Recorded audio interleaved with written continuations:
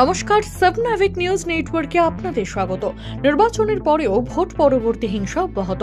BJP কর্মী ধনঞ্জয় মালোর বাড়িতে হামলা চালানোর অভিযোগ উঠল দুষ্কৃতীদের বিরুদ্ধে। ঘটনাকে কেন্দ্র করে তীব্র চাঞ্চল্য ছড়ালো গারুলিয়া পৌরসভার 20 নম্বর ওয়ার্ডের দেশবন্ধু নগর এলাকায়। অভিযোগ, গতকাল রাতে একদল দুষ্কৃতী তার বাড়িতে এসে ভাঙচুর করে, সেই সঙ্গে প্রাণনাশের হুমকিও দেওয়া হয় বলে অভিযোগ।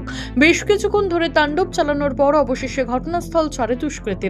ইতিমধ্যে নোয়াপাড়া থানায় অভিযোগ দায়ের করেছে বিজেপি কর্মী ধনঞ্জয় মালো। হামলার খবর পেয়ে এলাকায় উপস্থিত হন ব্যারাকপুর সাংগঠনিক জেলা বিজেপি সভাপতি মনোজ বন্দ্যোপাধ্যায়। আতঙ্কে রয়েছে বিজেপি কর্মীর পরিবারের সদস্যরা।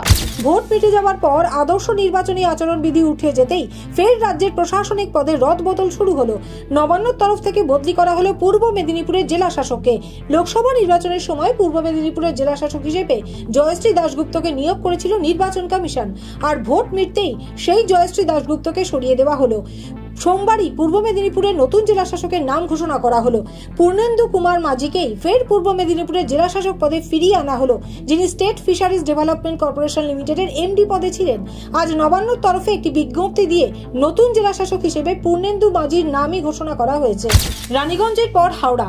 রবিবার দুপুরে রানীগঞ্জের একটি সোনার দোকানে দুঃসাহসিক ডাকাতির ঘটনার রেশ কাটতে না কাটতেই আবারও দুঃসাহসিক ডাকাতির ঘটনা ঘটল হাওড়ায়।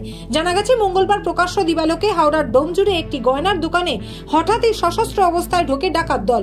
এরপরেই দোকান কর্মীদের বেঁধে রেখে এবং বন্দুকের বাঁট দিয়ে মেরে যথেচ্ছ লুটপাট চালিয়ে সোনার গয়না নিয়ে চম্পট দেয় ডাকাত দলটি। গুরুতর আহত হয়েছেন দোকান কর্মীরা। রক্তাক্ত অবস্থায় তাদের উদ্ধার করে স্থানীয় চিকিৎসা কেন্দ্রে নিয়ে যাওয়া হয়েছে। এহেন দুঃসাহসিক ডাকাতির ঘটনায় তীব্র চাঞ্চল্য ছড়িয়ে পড়ে স্থানীয় বাসিন্দা এবং ব্যবসায়ীদের মধ্যে। খবর পাওয়া মাত্রই ঘটনাস্থলে ছুটে আসে ডোমজুর থানার বিশাল পুলিশ বাহিনী। দোকানের কর্মীরা জানান, 4 জনের সশস্ত্র ডাকাত দল এসেছিল। দোকানে লুটপাট চালিয়ে হাওড়া ডোমজুরের দিকে পালিয়ে গেছে ডাকাত দলটি। ডাকাত দলের খোঁজে তদন্ত শুরু করেছে ডোমজুর থানার পুলিশ। গুঞ্জন একটা চলছিলই, এবার সেই গুঞ্জনই সত্যি হলো।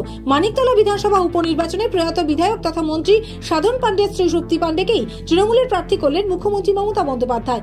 যদিও এই কেন্দ্রে সাধন পাণ্ডের মেয়ে শ্রেয়া পাণ্ডেকে প্রার্থী করতে পারে বলেও জল্পনা উঠেছিল দলের অন্দরে, কিন্তু সব জল্পনার অবসান ঘটিয়ে নিজের কলেজের সহপাঠী সুপ্তি পাণ্ডেকেই মানিকতলা বিধানসভা উপনির্বাচনে প্রার্থী বাছলেন মুখ্যমন্ত্রী। অর্থাৎ মঙ্গলবার নবান্নে ডাকা বৈঠকে মেয়েকে নয়, মাকেই প্রার্থী বাছলেন মমতা বন্দ্যোপাধ্যায়। উল্লেখ্য, সোমবার নির্বাচন কমিশনের ঘোষিত নির্ঘণ্ট অনুযায়ী আগামী 10ই জুলাই মানিকতলা সহ রাজ্যের 4টি বিধানসভা উপনির্বাচন হবে। সেই ঘোষণার পরেই মানিকতলার প্রার্থী বাছাইয়ের জন্য নবান্নে ডাকা বৈঠকেই তৃণমূল সুপ্রিমো ইঙ্গিতে বুঝিয়ে দিয়েছিলেন মানিকতলা উপনির্বাচনের সাধন জায়া সুপ্তিকেই প্রার্থী করা হচ্ছে, যদিও তৃণমূলের তরফে আনুষ্ঠানিকভাবে এখনো ঘোষণা করা হয়নি। লোকসভা নির্বাচন মিটতেই রাজ্যে ফের বিধানসভা উপনির্বাচনের প্রস্তুতি শুরু হয়ে গিয়েছে। তারই মধ্যে লাগাতার চলছে দল বদল কর্মসূচি। এবার তুফানগঞ্জ বিধানসভা এলাকার বলরামপুর 2 নম্বর গ্রাম পঞ্চায়েতের প্রধান সহ 9 জন বিজেপি কর্মী তৃণমূল কংগ্রেসে যোগদান করলেন। মঙ্গলবার কোচবিহার জেলা দলীয় কার্যালয়ে পঞ্চায়েত প্রধান আরতি বর্মনের নেতৃত্বে 4 জন পঞ্চায়েত সদস্য, 1 জন অঞ্চল কনভেনার, 1 জন মন্ডল ট্রেজারার সহ পঞ্চায়েত সমিতির 1 জন সদস্য জেলা তৃণমূল সভাপতি অভিজিৎ দেব ভৌমিকের হাত থেকে তৃণমূল কংগ্রেসের দলীয় পতাকা হাতে তুলে নিলেন। আর পদ্ম শিবির ছেড়ে ঘাসফুল শিবিরে যোগদানের পরেই পঞ্চায়েত প্রধান আরতি বর্মন জানান, বিজেপিতে থেকে মানুষের উন্নয়ন করা সম্ভব নয়, কারণ সাধারণ মানুষ রাজ্য সরকারের উন্নয়নের প্রতি বেশি আস্থাশীল, তাই তারা মমতা বন্দ্যোপাধ্যায়ের উন্নয়নে শরিক হতে চান। এবার দুষ্কৃতীদের হাতে আক্রান্ত নৈহাটি পৌরসভার 3 নম্বর ওয়ার্ডের বাসিন্দা বাদরে আলম। উল্লেখ্য, লোকসভা নির্বাচনে ভোটের দিন বিজেপির বুথ এজেন্ট হয়ে কাজ করেছিলেন বাদরে আলম। অভিযোগ, নির্বাচনের ফল ঘোষণার পরের দিন তাকে প্রকাশ্যে রাস্তায় মারধর করে তৃণমূল কর্মীরা। সেই ঘটনার পর এদিন আবারও আলম নয়াবাজার কবরস্থানের কাছে কাজ করার সময় তাকে ডেকে নিয়ে গিয়ে ফের মারধর করে তৃণমূল কর্মীরা। অবশেষে নৈহাটি থানায় অভিযোগ দায়ের করেছে বিজেপি কর্মী। ঘটনাকে কেন্দ্র করে এলাকার মধ্যে চাপা উত্তেজনা তৈরি হলেও নিজেদের বিরুদ্ধে ওঠা সমস্ত অভিযোগ অস্বীকার করেছে তৃণমূল। গতকাল কোলাঘাটে অবৈধ বাজি কারখানায় বিস্ফোরণের ঘটনার প্রায় 48 ঘন্টার মধ্যে একজনকে গ্রেপ্তার করল পুলিশ। এই মুহূর্তে যে খবর পাচ্ছে, এই ঘটনায় মূল অভিযুক্ত আনন্দ মাইতিকে হাতে নাতে গ্রেপ্তার করেছে কোলাঘাট থানার পুলিশ। রাতে বিস্ফোরণের ঘটনা ঘটার পর ঘটনাস্থল থেকে পালিয়ে এসে পশ্চিম মেদিনীপুর জেলার দাসপুরে গা ঢাকা দিয়ে লুকিয়েছিলেন অভিযুক্ত আনন্দ মাইতি। গোপন সূত্রে খবর পেয়ে অভিযানে নেমে মূল অভিযুক্তকে গ্রেপ্তার করেছে পুলিশ।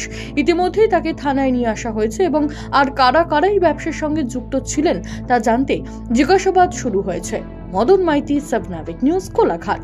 সমস্ত খবরের আপডেট পেতে লাইক করে সাবস্ক্রাইব করুন সাবনাভিক নিউজ। সেই সঙ্গে বেল বাটন প্রেস করতে ভুলবেন না। আপনাদের একটা সাবস্ক্রিপশন আমাদের জন্য অত্যন্ত মূল্যবান। জয় হিন্দ।